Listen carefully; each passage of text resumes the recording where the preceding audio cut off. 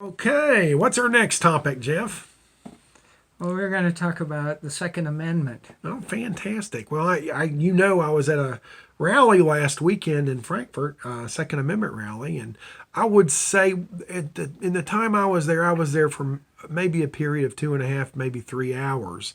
There was maybe 300 or 400 people came and went. And it went from actually 9 a.m. until 4 or 5 in the afternoon.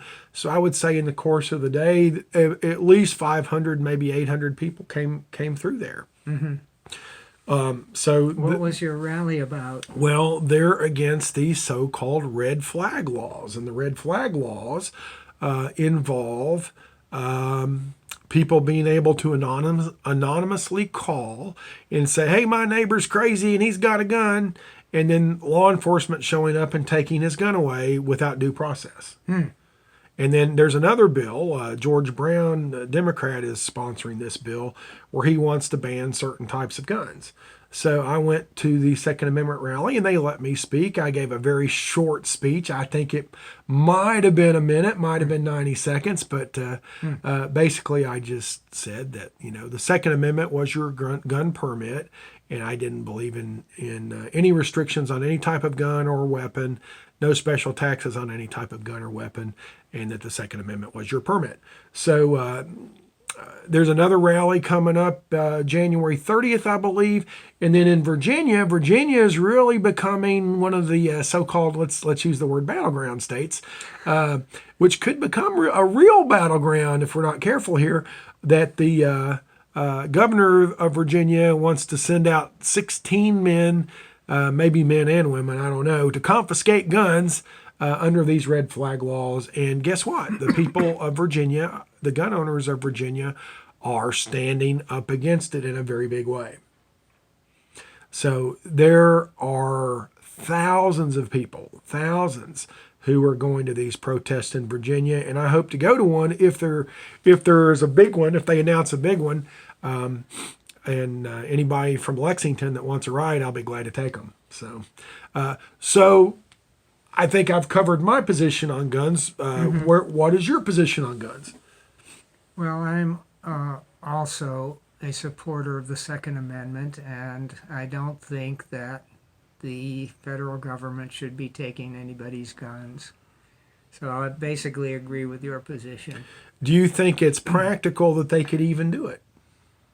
I don't know.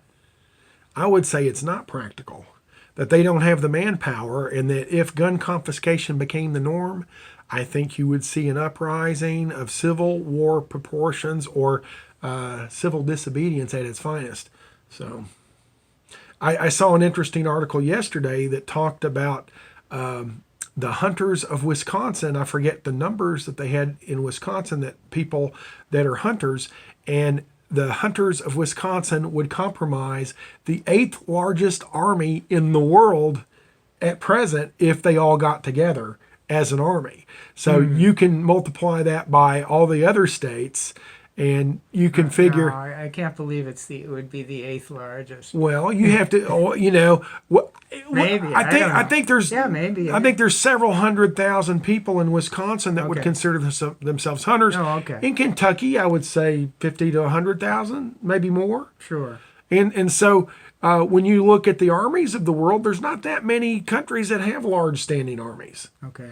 And so if you take all the people in America that hunt, and there's millions, there's 90 million guns in America, or 90 million gun owners. I think it's 90 million gun owners. Yeah. 90 million gun owners, and if you figure 10% of those people are willing to stand up and fight, I don't think I would send out anybody. I don't think if I were a member of law enforcement, I would be too eager to join that little task force. Would you? Right. Yeah, so I mean, of course, I hope it doesn't come to that. But as a future U.S. representative, if I beat Andy Barr in the primary in May, I would oppose red flag laws on a national level, and work to. I'm proud of you, oppose them, Geoff. Yeah, in Kentucky too. Well, let me think. There was another. Sanctuary cities. Is Oh an issue. yeah, sanctuary cities. So tell us about sanctuary cities? What's your take on that? what does it mean, and how is it working, and are you for it or against it, or?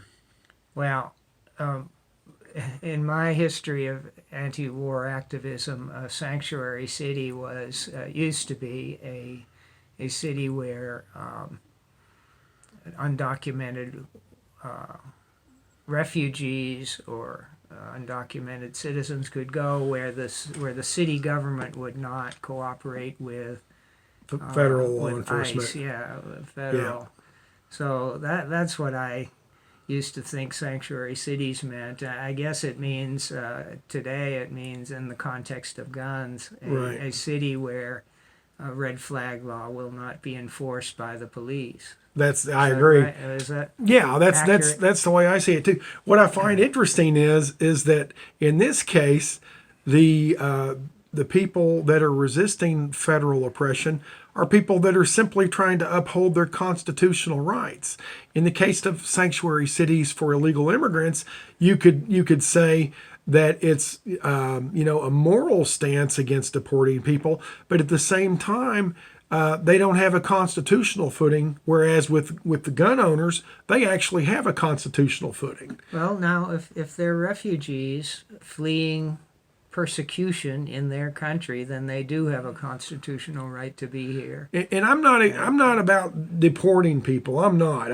I believe firmly that the people that have been here for a while, leave them alone. And again, I don't think we have the resources, if we wanted to deport everybody that's here illegally, nor could we do it without breaking all of our civil rights. Because you're not allowed to walk up to somebody and say, I need to see some ID. That's against, I don't have to produce an ID if I'm just walking on the street. That's something that happens in a dictatorship. And so, as a libertarian, we believe in due process, and you are not obligated to show an ID to law enforcement unless they suspect you of breaking the law, or unless you're operating a motor vehicle. Am I wrong?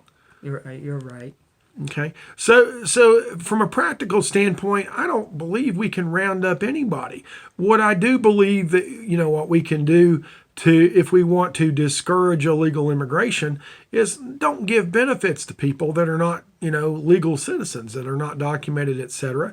But I think, to a large degree, there's a lot of people over here that are hardworking people. They're paying taxes. They're not asking for benefits. They just want an opportunity, to create a better life.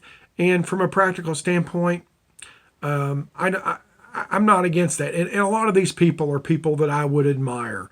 I would admire them for their work ethic and the decent way that they live. They're kind, ordinary people. There are exceptions. There are people over here that are creating problems. By all means, deport them. And, we're in the case where, like in Fayette County, I forget, about maybe 6 or 8 years ago, there was a case of a drunk driver killing somebody. They were operating a motor vehicle while drunk. And the police arrested them and then let them go. They let them go. Now, if I was operating a car and killed somebody, they'd put me in jail. But an illegal immigrant, they let them go, and that's not right. How do you feel about that? Not familiar with the incident. But in theoretical terms. Well, I think all people should be treated equally under the law. Yeah, I think if you kill somebody while operating a motor vehicle, especially if you're drunk, I think you should be subject to arrest. So to me, it's pretty open and shut. Yeah. But anyway, that's a separate issue. So with the sanctuary cities, you're seeing movements all across the country to protect people's gun rights. And, there was a movement in Kentucky. I don't know how far it got, but there was, I forget the term for it, but it was basically just something to do with the Second Amendment was your gun so-called permit, that you shouldn't need a permit to carry a gun, either concealed or openly, either one. And I firmly believe that. I believe that the Second Amendment is your, legal right to carry a gun, and you shouldn't have to openly carry it, because that just tips somebody off that you've got a gun. Why would you give away your advantage? There are many, many examples where somebody carrying a gun, like most recently in Texas in that church, where somebody came in and tried to shoot the place up. And I forget how many, there was at least 5 people in that church that had guns in church. And they stopped the guy. So there's an example right there of where it's in everyone's best advantage to have a gun for self-defense. How do you feel about that? No comment on that one. Okay. I would take that to mean you don't exactly agree with that. I just don't have a comment on it, Frank. Okay. Well, I do. I'm for people carrying guns if they want to. And that's it. All right. Have we covered everything? We have. All right. That's it on the Second Amendment. This is the end of part 3. Thank you all for tuning in, and share these videos far and wide. My name's Frank Harris. I'll be hopefully running as a libertarian for Congress. And if I don't get the nomination as a libertarian, I will be supporting whoever does.